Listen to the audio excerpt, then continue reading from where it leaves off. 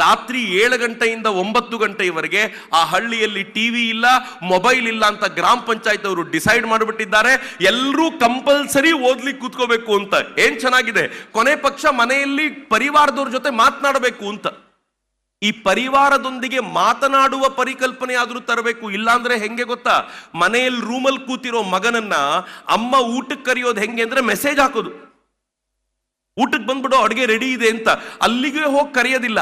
ಮತ್ತು ಅವನಿಗೂ ಅದೊಂದು ರೂಢಿ ಆಗ್ಬಿಟ್ಟಿದೆ. ನಾವು ಇಷ್ಟು ಇದು ಜಿ ಎಸ್ ಶಿವರುದ್ರಪ್ಪನವರೊಂದು ಹಾಡು ಬರೀತಾರಲ್ಲ, ಹತ್ತಿರವಿದ್ದರೂ ದೂರ ನಿಲ್ಲುವೆವು ನಮ್ಮ ಅಹಮ್ಮಿನ ಕೋಟೆಯಲ್ಲಿ ಅಂತ ಅವ್ರು ಬೇರೆದಕ್ಕೆ ಬರೀತಾರೆ. ಬಟ್ ನಿಂಗೆ ಇದನ್ನ ನೋಡುವಾಗ್ಲೆಲ್ಲ ಅನ್ಸೋದು ಒಂದೇ ಮನೆಯಲ್ಲಿ ಇರ್ತೀವಿ, ಎಷ್ಟು ದೂರ ಇದ್ದೀವಪ್ಪ ನಾವು ಅಂತ ಅನ್ಸೋದು.